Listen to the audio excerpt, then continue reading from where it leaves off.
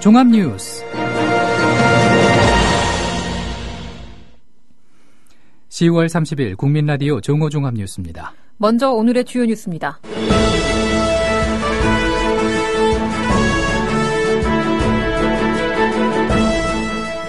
국회 국방위원회 예산결산 소위가 최근 실효성 논란이 일었던 한국형 전투기 사업 예산 670억 원을 정부 원안대로 통과시켰습니다.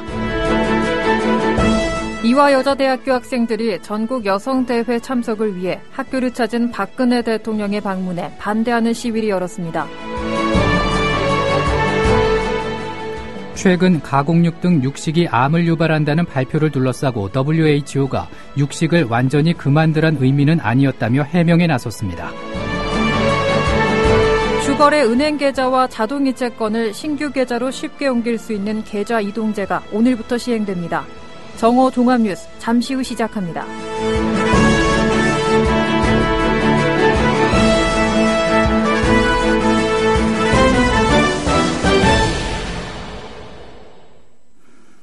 국회 국방위원회 예산결산 소위는 내년도 한국형 전투기 KF-X 사업 예산 670억 원을 정부 원안대로 통과시켰습니다.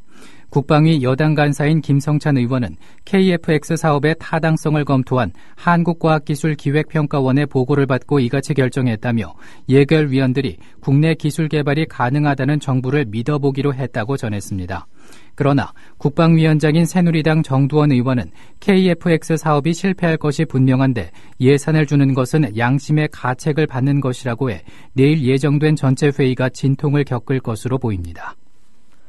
박근혜 대통령은 신임 검찰총장에 김수남 대검찰청 차장검사를 내정했습니다. 청와대는 박 대통령이 오는 12월 1일로 임기가 만료되는 김진태 검찰총장의 후임으로 김수남 대검차장검사를 내정했다고 밝혔습니다.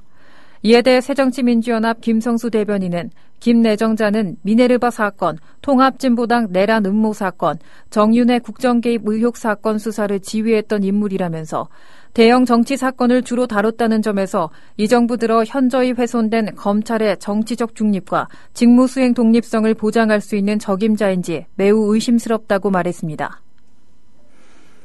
새누리당 김정은 정책위의장은 가뭄 해소를 위해서 이번 정기국회 예산심의 시 4대강 사업 예산을 추가로 편성할 것을 검토하겠다고 밝혔습니다. 김 정책위의장은 오늘 오전 국회에서 열린 원내대책회의에서 현재도 가뭄이 심각하지만 내년 봄 가뭄은 더 심각할 것으로 우려된다며 이같이 말했습니다. 이어 이번 정기국회 예산심의 시 4대강 댐과 보혜, 지천, 도수로 사업 예산을 추가로 편성할 것을 적극 검토하고 국토부와 협의해 추가로 공사할 부분을 추진하겠다고 덧붙였습니다. 새정치민주연합 문재인 대표는 북한이 하는 국정화를 따라하려는 새누리당은 스스로 부끄러운 모습을 알고 되돌아봐야 한다고 말했습니다. 문 대표는 당 확대 간부 회의에서 역사교과서 국정화 반대가 북한 지령이라거나 적화 통일을 위한 것이라는 새누리당의 막말을 비판한다며 이같이 밝혔습니다.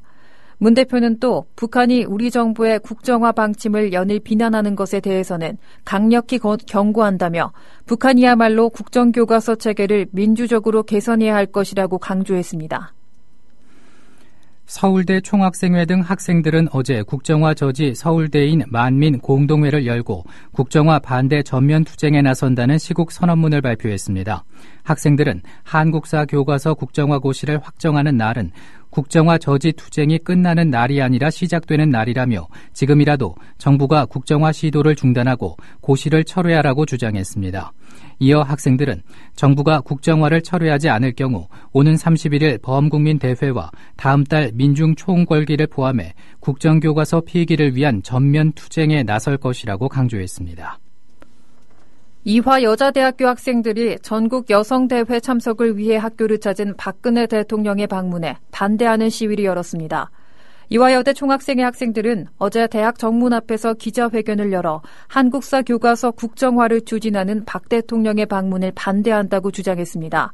이어 기자회견을 마친 학생들이 오후 3시 여성대회가 열리는 대강당으로 행진하면서 이를 막는 경찰과 대치가 이어졌습니다.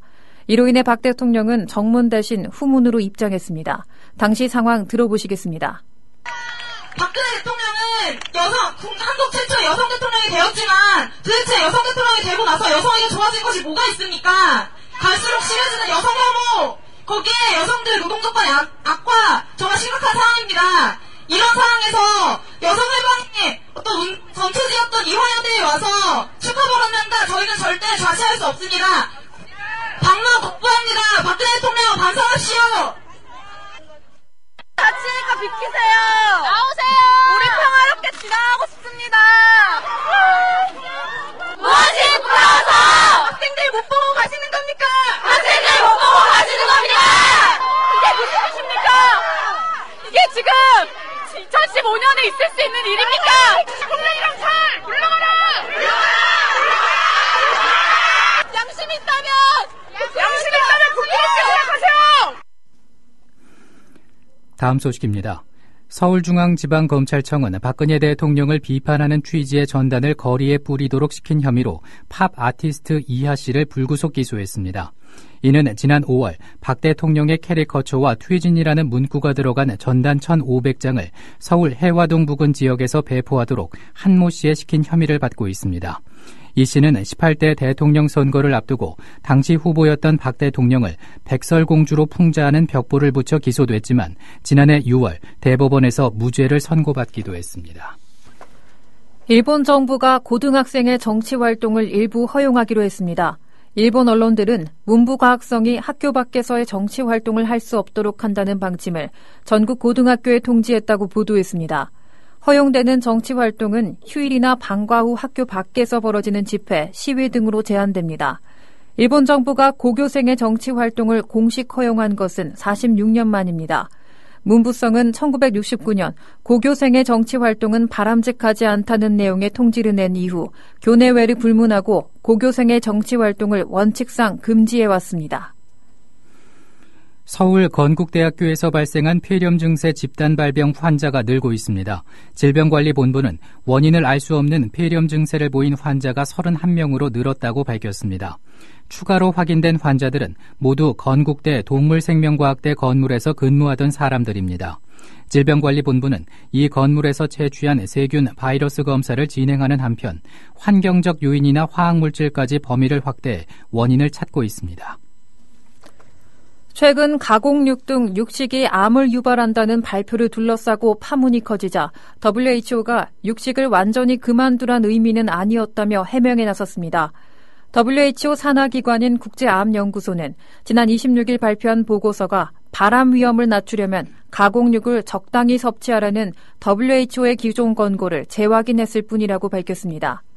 또 이번 보고서는 가공육 섭취를 중단하라는 의미가 아니라 줄이면 대장, 직장암, 그 암과 같은 위험이 줄어들 수 있다는 뜻이라며 다만 안전한 섭취 허용량이 어느 정도인지 정하기는 어렵다고 설명했습니다. 계좌 이동제가 오늘부터 시행됩니다. 이번 계좌 이동제 시행에는 시중은행과 지방은행 등 16곳이 참여합니다. 금융결제원의 페이인포 사이트를 통해서 오전 9시부터 오후 5시까지 계좌를 바꿀 수 있고 기존 계좌의 자동이체권 조회는 밤 10시까지 가능합니다. 다만 이번 자동이체 계좌 변경은 통신사와 카드사, 보험사들이 청구하는 요금에 한하고 전기와 가스요금 등에 대한 자동이체 변경은 내년 2월부터 가능합니다.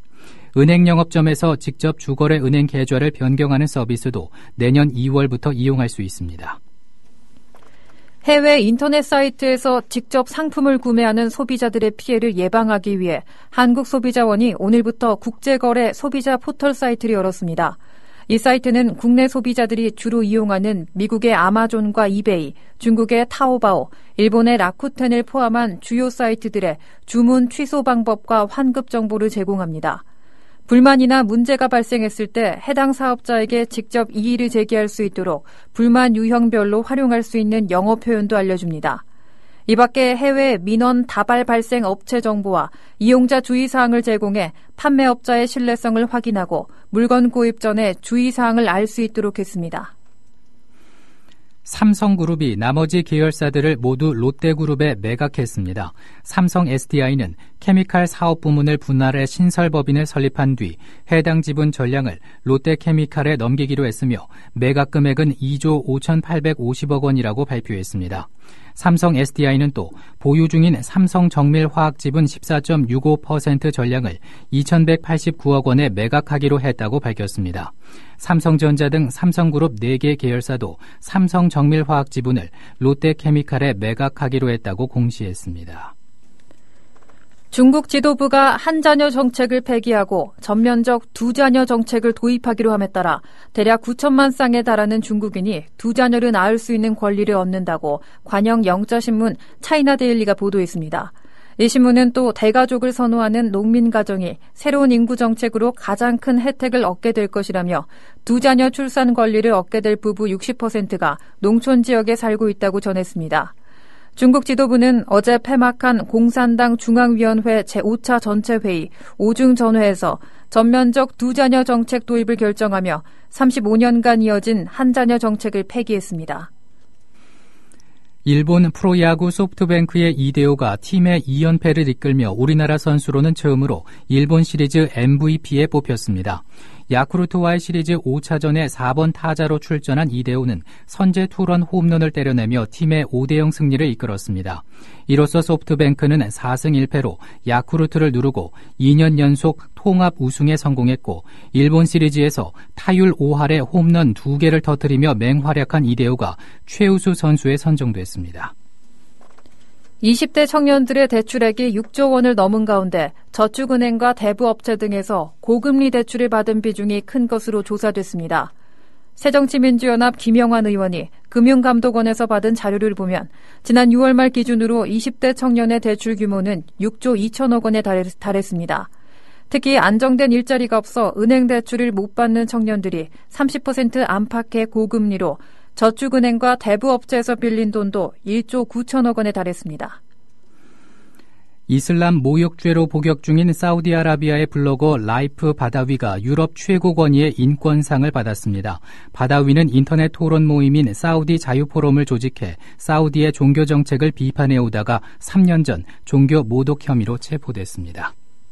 날씨입니다. 오늘은 전국이 대체로 맑겠습니다. 낮 최고 기온은 8도에서 16도로 어제보다 낮겠습니다. 당분간 기온이 평년보다 낮을 것으로 보입니다. 서울의 지금 기온은 6.9도입니다. 정오종합 뉴스를 마칩니다. 제작 이정일, 진행의 정승조, 신지혜였습니다.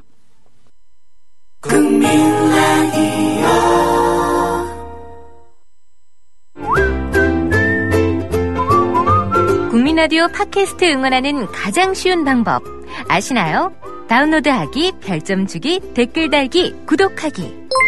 국민라디오 팟캐스트 널리 알리는 가장 쉬운 방법 다운로드하기, 별점 주기, 댓글 달기, 구독하기. 기억하세요. 다운로드하기, 별점 주기, 댓글 달기, 구독하기. 미디어 협동조합이 벌이는 싸움은 단번에 끝나는 단거리 달리기가 아니라 마라톤입니다. 반만 년 동안 기승을 부려온 기득권 논리, 또 기회주의가 어찌 일거에 숙청되겠습니까? 인내심과 지구력을 갖고 천천히 또박또박 그리고 신랄하게 헤쳐나가야 합니다. 국민TV의 조합원이 되어주십시오. 이 사술과 기만의 시대 언제까지 방치하겠습니까? 국민TV가 가장 무서운 견제자로서 어둠을 헤치고 썩지 않게 하는 힘이 되겠습니다. 이제 가입하실 때가 됐습니다. 미디어 협동조합 홈페이지 국민.tv 또는 mediacoup12@gmail.com의 문호는 24시간 열려 있습니다. 다 함께 자부심으로 물려줄 세상을 만듭시다. 누가 아닌 바로 당신이 할 일입니다.